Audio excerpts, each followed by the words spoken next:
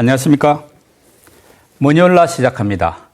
8월 한여름 증시가 변동성이 심합니다. 앞으로는 또 어떻게 변해갈까요? 전문가와 함께 살펴보겠습니다.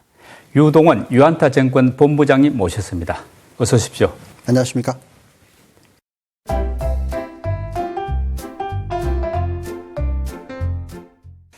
보니까 연초에 뵙고 한 7개월 만에 뵙는 거더라고요. 네. 그동안 거의 반년이 지났네요. 예, 네. 잘 지내셨습니까? 네. 저희가 글로벌 투자를 하다 보니까 올해 사실 글로벌 증시가 나쁘지가 않죠. 안타까운 부분은 해외 투자가 그렇게 많이 늘지는 않고 있어요. 많은 분들이 좀 약간 변동성이나 좀 두려움이 좀 많으셔가지고 글로벌 투자를 좀 소홀히 하시는 느낌이 좀 있어서 그런 부분에 있어서 조금 스트레스를 받고 있습니다. 그런가요? 네.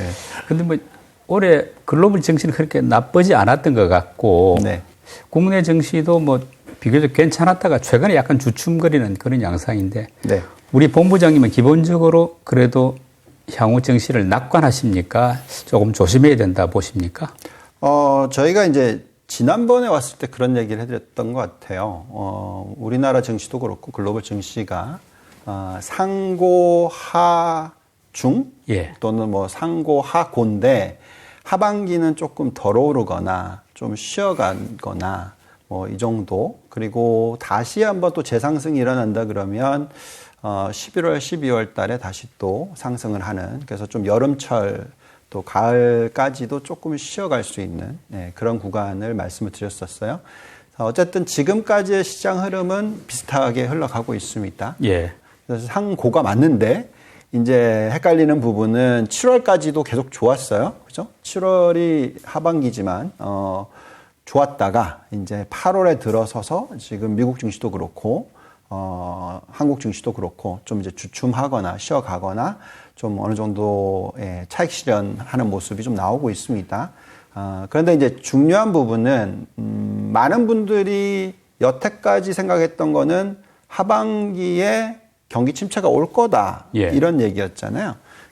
저희는 그래도 어느 시점부터는 다시 또 되돌리기 시작할 거고 연말로 보면은 하반기도 그래도 플러스로 끝나지 않을까 정도.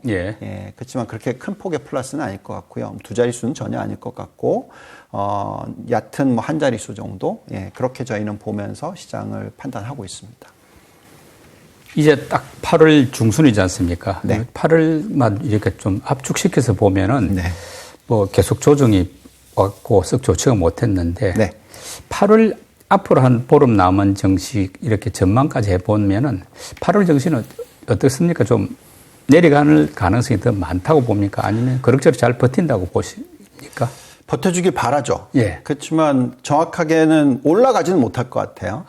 그래서 아무래도 이제 8월 달이 미국 증시를 보더라도 약간 이제 그 여름철 휴가 기간이잖아요. 그러면 이제 거래량도 많이 줄고요. 그 사이에 변동성이 좀 일어날 수도 있어요. 그래서 지금 뭐 미국 증시에 대해서 얘기를 하겠지만 나중에 전체적인 그 흐름을 느껴보면은 변동성 야기가 좀 일어납니다.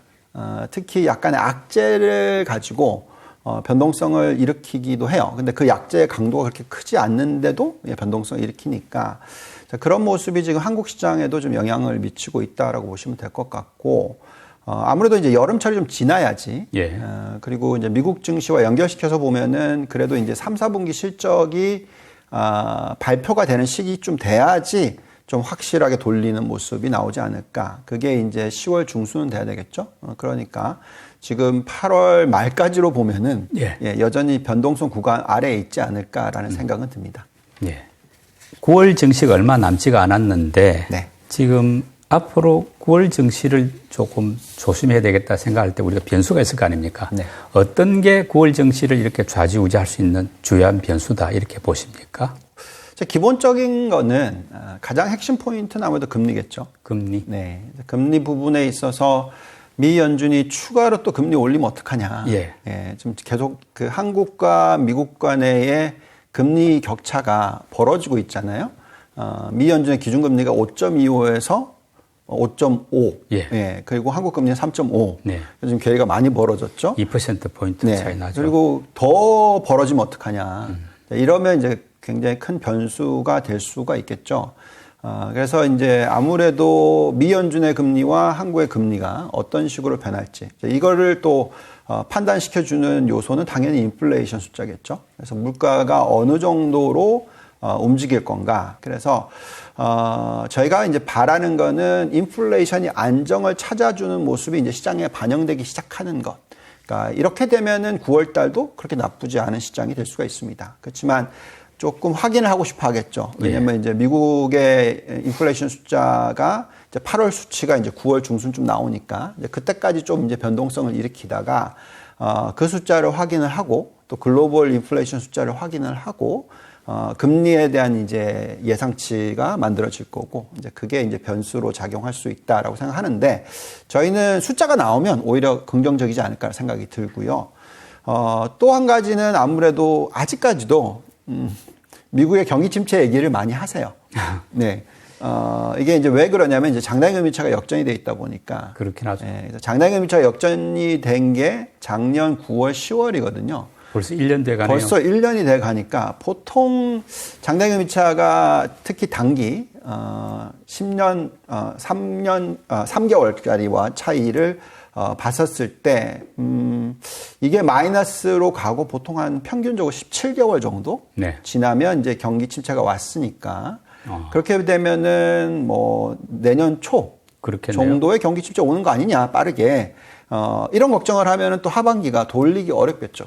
경기 침체가 온다라는 얘기는 기업 실적이 안 좋아질 거라는 예측이니까. 그래서 아무래도 이 경기 둔화의 속도가 얼마나 빠르게 식는지 아니면 그냥 계속적으로 명목 성장률은 유지가 되고 인플레이션만 떨어져 주면서 실질 성장률이 굉장히 안정적인 모습, 그러니까 우리가 흔히 좋아하는 얘기죠. 골디락스로.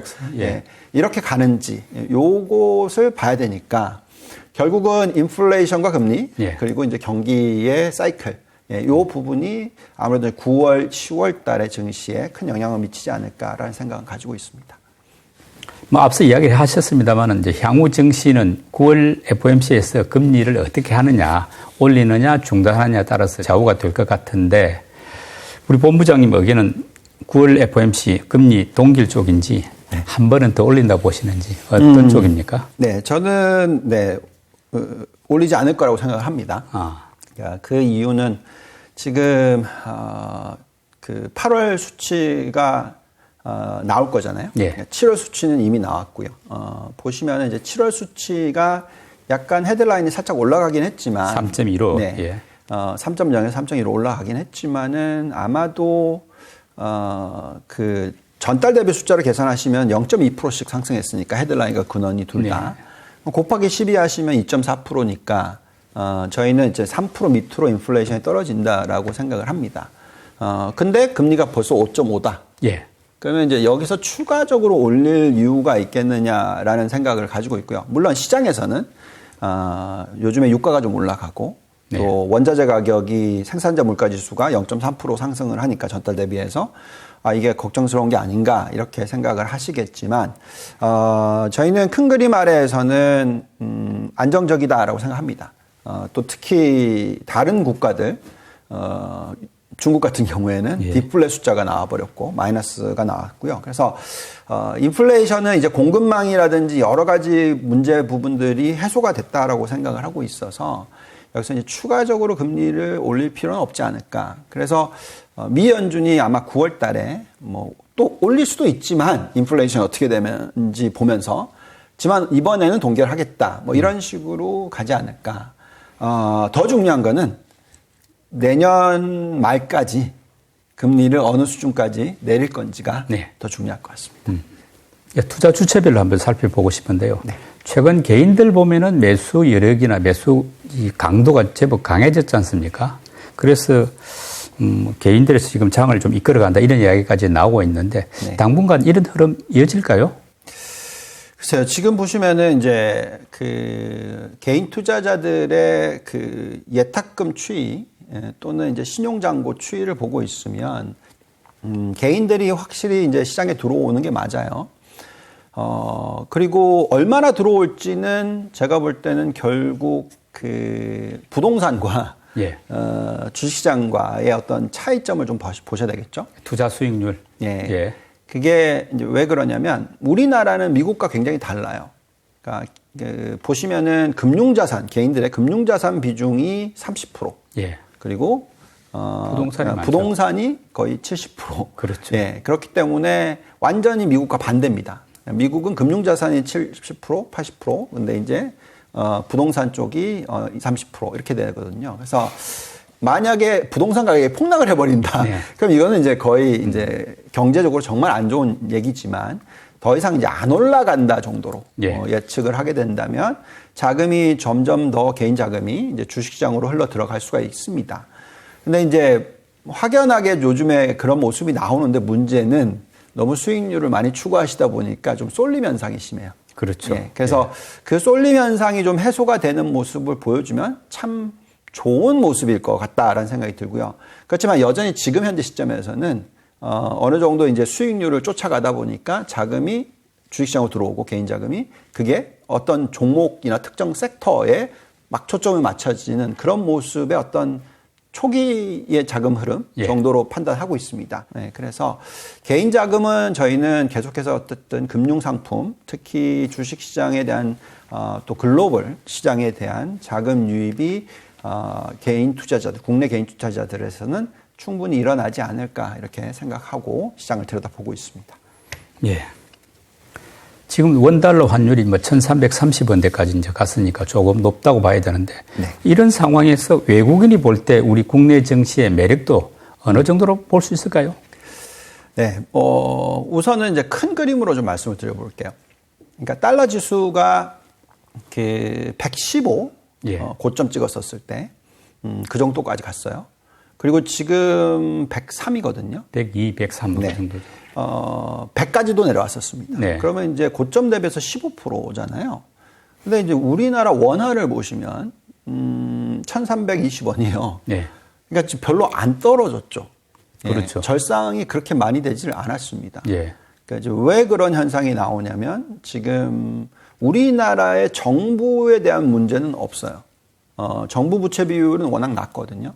그런데 이제 지금 현재의 문제는 가계 부채 비율이 너무 높아요. 그래서 국내에 있어서 그 우리나라 소비가 엄청난 성장률을 보여줄 수 있는 환경이 아니잖아요. 예. 환율도 지금 이렇고 또 가계부채 비율이 높다 보니까 그래서 외국인들의 입장에서는 그 원화 절상에 대한 효과에 대해서는 그 강도를 좀 낮추고 있을 겁니다. 원화의 어떤 절상 모습이 좀 천천히 그렇게 간다라고 생각했었을 때 외국인들의 입장에서는 어떻게 보면 이제 선택과 집중이 좀 심해지겠죠. 네, 그래서 글로벌 경쟁력이 있는 산업이라든지 글로벌 투자자들의 입장에서 글로벌적인 회사에 투자를 하는 그런 모습이 나올 거라고 저는 생각을 하고 있고요. 자, 그런 가운데서 지금 시장에 약간의 좀 변동성은 있겠지만 외국인들이 계속해서 이제 국내 증시에 투자를 하긴 할 겁니다. 근데 다시 말씀을 드리지만 종목 선별이 굉장히 중요해지는 시장이고 또 수출 지향적인 국가가 우리나라다 보니까 수출과 연결시켜서 자꾸 이제 증시를 들여다보실 필요가 있고 예. 외국인들도 거기에 맞춰서 투자를 하는 전략들이 계속 나올 거다라고 생각을 하고 있습니다. 그렇기 때문에 어떻게 보면 이제 2차 전지라든지 뭐 자동차 실적이 좋고 반도체는 조금 사이클이 지금 좀 지연이 되고 있는 모습이지만 그래도 이제 하반기 특히 이제 연말로 가면 수요가 많이 살아나지 않을까라는 기대들을 가지고 있죠. 그래서 아무래도 외국인들은 그런 업종에 약간 집중하는 그런 투자 전략이 나오지 않을까라는 생각이 듭니다. 개인이나 외국인에 비해 가지고 이제 기관 투자자들은 상대적으로 매수 강도가 좀 약한 느낌인데 네. 올해 이제 디폴트 옵션 시행됐지 않습니까? 7월에. 네. 그러고 나서부터는 또 기관들 자금 상황이 조금 개선되지 않을까 하는 기대가 있는데 네. 보시기에 어떤가요? 기대는 하죠. 근데 이게 참 안타까운 얘기인데요. 이렇게 보면 이제 코스피로 계산하면요. 예. 지난 10년 동안의 연평균 수익률이 1.5%예요. 예. 복리로. 네. 그러면은 낮죠. 네, 낮은 거죠. 게다가 매년 수수료를 얼마씩 내셨잖아요. 예. 예, 그러니까 결국은 그 수수료가 10년이면은 상당히 크죠. 네. 근데 반면에 1.5%의 복리로 계산하면 한 20% 수익 남나? 10년 동안에. 예. 그 정도밖에 안 나오거든요. 그러다 보니까 신뢰도가 많이 떨어져 있는 건 사실입니다. 예. 그러니까 지난 10년에서 15년 사이에 어떻게 보면은 주식에 대한 투자를 하셨던 분들이 상당히 신뢰도가 낮아져 있단 말이죠. 기관에 대해서 아니면 뭔가 금융상품에 투자를 하는 거에 있어서. 네. 그러다 보니까 이제 자꾸 직접 투자를 하시려고 하고, 네. 물론 자금은 들어오는데, 그러다 보니까 쏠림 현상이 일어나고, 이런 식으로, 당연히 그렇기 때문에 유튜브도 많이 보시고, 네, 그런 좀 어떻게 보면 현상이 확연하게 좀 나타나고 있어요. 그래서, 저희는 장기적인 모습이 잘 되려면, 기관 자금이나 어떤 신뢰도가 쌓이면서, 그게 이제 안정적으로 흘러가는 모습이 나와야 되는데, 네. 그걸 기대는 합니다. 그게 이제 건강한 시장이 되는 건강한 거죠. 시장인데 그렇게 되기를 바라는데 좀 시간이 걸리지 않을까요? 지금 이렇게까지 흘러온 게 15년인데 예. 바로 바뀌지는 않겠죠. 예, 그래서 이런 좀 퇴직연금이라든지 이런 모습들이 좀 바뀌면서 이제는 이제 금융상품, 특히 한국뿐만이 아니라 글로벌적으로 투자를 하셨을 때 우리가 흔히 생각하는 두 자릿수의 수익률을 연간 단위로 올릴 수 있다라는 마인드가 만들어지기 시작하면 그때는 자금이 많이 들어오겠죠. 근데 이제 지금은 어떻게 보면 기대는 합니다. 근데 이제 시작 단계이지 않을까. 네, 어떻게 보면 이제 변화의 어떤 시작 정도 이렇게 저는 생각하고 있습니다. 네, 업종 이야기를 조금 나눠보고 싶었는데 네. 우리 국내 증시는 올해 2차 전지를 빼놓고는 이야기할 수 없는 상황인데요. 9월 이후에 이제 2차 전지가 과연 어떻게 갈까 이게 관심인데 우리 본부장님 생각 어떻습니까? 업종으로 보면요. 글로벌적으로 2차 전지는 계속 가야죠. 예. 그러니까 왜 그러냐면 아까 말씀드렸듯이 이 생산성을 향상시켜준다라는 개념에 있어서 단가를 낮춰주는 효과를 가지고 온다라는 거는 뭐냐면 전기차에서 많이 오고 있거든요. 왜냐면 그 내연기관에서 전기차로 넘어가면서 당연히 단가를 떨어뜨릴 수 있는 룸이 있습니다. 왜냐면 부품이 훨씬 덜 들어가요. 그리고 이제 배터리가 거의 전체 부품의 절반을 차지하죠. 비용으로 보면. 그래서 이쪽이 계속 성장을 합니다. 이제 전체 자동차 시장에서 전기차가 차지하는 비중이 두 자릿수로 올라섰어요. 예. 그렇다면 당연히 지금은 2차 전지에 어떻게 보면 초입부 정도까지도 생각할 수 있는 거니까 그래서 이제 미래 성장을 많이 생각하는 거죠. 그래서 주가가 많이 올라왔습니다. 근데 이제 여기서 한 가지 변수는 뭐냐면 너무나 많은 국내 자금이 개인 투자자들이 2차 전지주를 매수를 하셨기 때문에 심지어는 우리나라의 2차 전지가 중국과의 경쟁을 했었을 때 무조건 1등이고 우리가 다 이 시장을 잡아먹을 거다 정도까지의 어떤 미래 가치를 땡긴 케이스일 수도 있어요. 예. 그렇다 보니까 너무 기대치가 높은 건 아닌가 정도로 생각하고요. 그렇지만 말씀드린 대로 이 산업은 성장이 맞고 초입부 정도이고 초입부 아무래도 이제 앞부분이죠. 네. 이제 겨우 시장 점유율 전체의 15%가 안 되니까 이게 이제 앞으로 50%까지 갈 거고 100%까지 갈 거다라고 생각하신다면 그래서 앞으로 미래 성장은 굉장히 많이 남아 있다고 생각합니다. 그렇지만 어쨌든 이 산업에 있어서만큼은 종목 선별이 중요하다. 그래서 모든 종목들을 밸류에이션을 구해 보시고 상대적인 밸류에이션이 중요한 거죠. 네. 그러니까 우리나라 2차 전지, 중국 2차 전지, 일본. 그래서 배터리 관련된 쪽에서 상대적인 매력도를 좀 분석을 하시면서 투자를 하시는 것이 좋겠고요. 그게 너무 힘드시다 그러면은 그냥 ETF를 활용하시는 게 2차 전지 투자는 좀 더 낫지 않을까. 약간 분산 투자가 되니까 그렇게 생각하고 있습니다. 본부장님 말씀은 이제 미래의 어떤 성장 가치까지 미리 당겨서 반영했다는 이야기는 지금 올 상반기에 보여줬던 폭발적인 어떤 주가 상승은 9월 이후에는 조금 쉽지가 않을 수 있다. 이런 쪽으로 해석을 해도 되겠습니까? 그래도 지수 대비해서는 초과 수익률은 날 수 있을 정도 아닐까. 예. 근데 지수가 저희가 말씀드린 게 뭐 연말까지 뭐 한 10% 오른다고 치면 네. 예, 그 정도 수익률 플러스 알파 정도를 생각하셔야지 뭐 100% 올라갈 거다 이렇게 생각하시면서 투자를 하시는 거는 좀 무리가 있지 않을까 생각이 듭니다. 예. 그러니까 반도체는 업황이 이제 돌아선다 하면서도 조금 약간 지연되는 느낌이 들고 있는데 네. 하반기에 어떤 본격 상승할 수 있는 기회가 한 번은 올 수 있을지 그게 다시 내년으로 미뤄질지 이게 좀 궁금한데 본부장님 견해 어떻습니까? 이게 참 힘든 부분이에요. 왜냐하면 저희는 반도체 전체 사이클에 있어서는 굉장히 매력이 있다고 생각합니다. 그래서 당연히 AI가 활성화되면 될수록 반도체 수요는 높아집니다. 근데 이제 그게 AI 관련 칩들이거든요. 근데 이제 우리나라의 반도체 회사들을 보시면은 AI와 관련된 매출 비중이 작아요. 예. 그래서 이걸 끌어올리려고 지금 노력하는 거고요. 그렇기 때문에 이제 그게 상승을 많이 할 경우에 미래 가치가 굉장히 크기 때문에 주가가 좀 움직이는 케이스입니다. 기존의 메모리와 낸드는 아직까지는 바닥 다지고 올라가는 모습이 안 나오고 있고 좀 지연이 되고 있죠. 그래서 제가 볼 때는 이게 이제 AI 사이클이 들어오고 그 AI가 엄청난 IT 설비 투자와 이어지고 이게 또 연결이 돼서 나중에 메모리 수요가 확 늘어나는 그런 것까지 연결이 돼야지만 우리나라의 어떤 메모리 관련된 삼성전자, SK 하이닉스 등등 큰 폭의 상승을 하지 않을까라는 생각이 들고요. 그 다음에 파운드리 쪽이라든지 그러니까 비메모리 쪽 예. 이쪽이 사실 굉장히 경쟁력이 있는데 이 부분이 워낙 미국의 경쟁력과 유럽 뭐 ASML이 있으니까 경쟁력이 높다 보니까 상대적으로 우리는 메모리 쪽에 치중이 좀 너무 높아요. 그래서 이제 필라델피아 반도체 지수 전체를 보시면은 메모리 비중이 겨우 20%밖에 안 됩니다. 그러니까 나머지 80%가 비메모리란 말이죠. 그래서 반도체 투자에 있어서는 무조건 한국 주식만 투자하시면 안 되고 이것도 마찬가지로 ETF로 활용을 하거나 네. 글로벌 쪽으로 투자를 하셔야 된다는 말씀을 드리겠고 그래도 기대를 놓을 필요는 없는 게 제가 볼 때는 뭐 대표적인 우리나라의 반도체 관련 기업들의 밸류에이션이 싸요.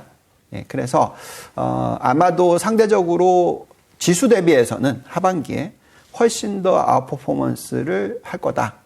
2차 전지보다 더 할 수도 있다. 예. 뭐 이 정도로 저희는 생각을 하고 있습니다. 9월 이후 국내 증시에서 우리 본부장님이 좀 특히 주목한다 이렇게 보고 있는 분야가 있다면 어떤 쪽입니까? 네. 그러니까 저희의 가장 키워드는 여전히 저희는 생산성 향상이에요. 네. 그래서 글로벌적으로 주식시장이 계속 좋으려면 이 생산성의 향상이 되는 모습이 나와야 됩니다. 그렇기 때문에 여전히 저희는 우리나라가 그 생산성, 글로벌 생산성의 상승에 기여를 하는 그런 업종의 경우에 또는 글로벌 경쟁력이 있는 업종일 경우에 계속 투자를 얘기를 하고 있고요. 그게 당연히 2차 전지 플러스 자동차 부품 그리고 전체 완성차 그래서 자동차 업종이고요. 그만큼 인플레이션을 낮춰주고 생산성이 높아지는 쪽이라고 생각하시면 됩니다. 특히 미국의 생산 비중이 높아지면 높아질수록 더더욱이 더 그럴 거예요. 그런 부분을 보셔야 되겠고 또한 반도체, AI 관련된 쪽은 당연히 생산성을 높여주겠죠. 또 그 이외에도 생산성을 높여주는 가장 핵심 중에서 뭐가 있냐면 로봇과 드론 뭐 이런 쪽들이 있어요. 그래서 이런 부분들이 당연히 글로벌 경쟁력이 있는 종목이라면 들여다보셔야 될 것 같고요. 또 마지막으로 저희가 계속 보고 있는 게 지금 빅 사이클 중에서 하나가 뭐냐면 에너지의 가격을 낮춰주는 효과를 가져오는 즉 클린테크, 예. 클린 에너지 뭐 이런 쪽입니다. 근데 우리나라가 중국과의 경쟁을 하고 있는데 특히 미국의 시장 점유율은 높은 편이에요. 그래서 여기에 맞춰서 우리나라의 종목들과 업종 중에서 글로벌 경쟁력이 있고 성장을 하고 있고 이런 쪽에 투자를 하시는 게 적절하지 않을까 이런 생각이 듭니다. 이 5.5%를 버텨내려면 생산성 향상이 일어나야 돼요. 네. 그게 없으면 못 버텨낸다.